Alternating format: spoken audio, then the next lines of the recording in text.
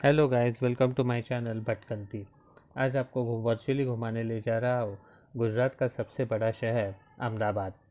साबरमती नदी के किनारे बसा हुआ ये शहर 1970 से पहले गुजरात की राजधानी हुआ करता था। जानते हैं, अहमदाबाद को कर्णावती के नाम से भी जाना जाता है और इसे पिछले साल वर्ल्ड हेरिटेज सिटी का दर्जा भी प्राप्त हुआ। यह भारत की पहली वर्ल्ड हेरिटेज सिटी है। कर्णावती से जुड़ा एक इतिहास है। अहमदाबाद का इतिहास 11वीं शताब्दी में सोलंकी वंश के शासक राजा कर्णदेव प्रथम के साथ शुरू होता है।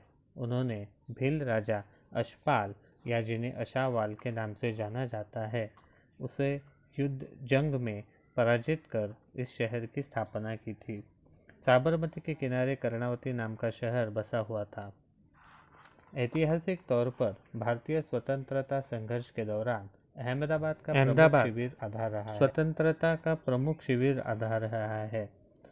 इसी शहर में महात्मा गांधी जी ने साबरमती आश्रम की स्थापना की और स्वतंत्रता संघर्ष से जुड़े अनेक आंदोलनों की शुरुआत भी यहीं से हुई थी।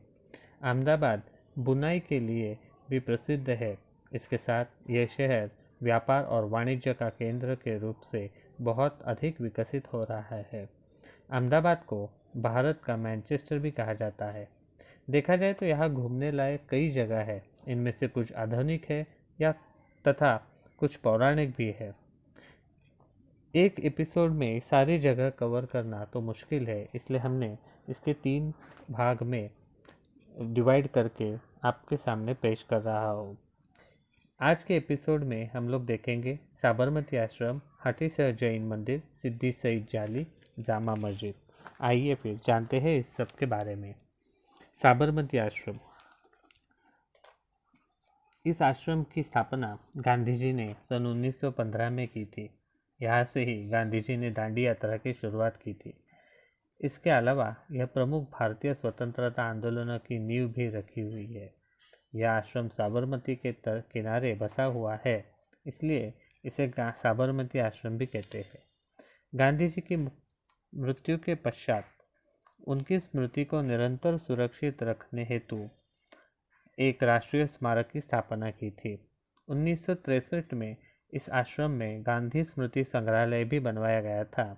इनमें गांधी जी के पत्र, फोटोग्राफ और अन्य दस्तावेज रखे गए हैं।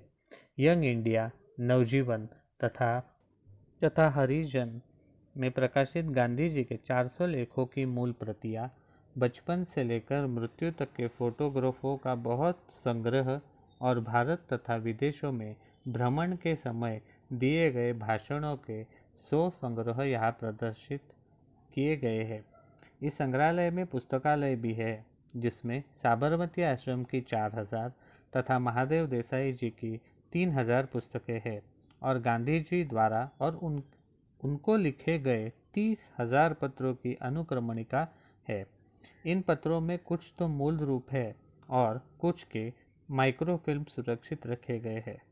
जब तक साबरमती आश्रम का दर्शन न किया जाए, तब तक गुजरात या अहमदाबाद की यात्रा अपूर्ण ही रहती है। अब तक विश्व के अनेक देशों के प्रधानों, राजनेता, विशिष्ट व्यक्तियों ने इस आश्रम के दर्शन किए गए हैं। हठीसिंह जैन मंदिर। इस मंदिर का निर्माण अहमदाबाद के एक व्यवसायिक सेठ हठी सिंह जी के द्वारा दान दिए गए 10 लाख रुपयों की लागत से बनाया गया है।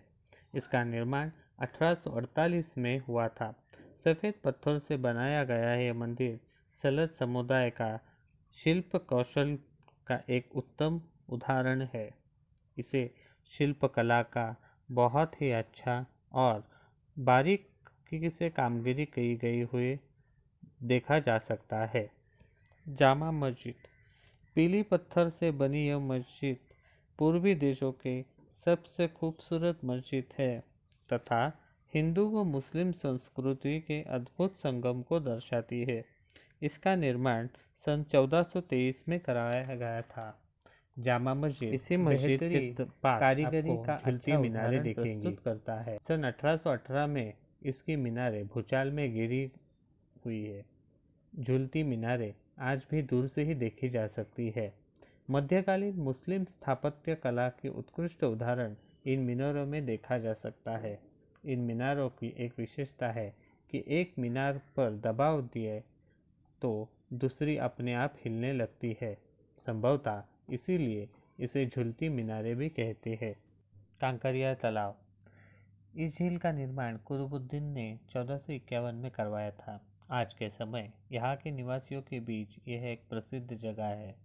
इस झील की चारों ओर बहुत ही खूबसूरत बगीचे हैं।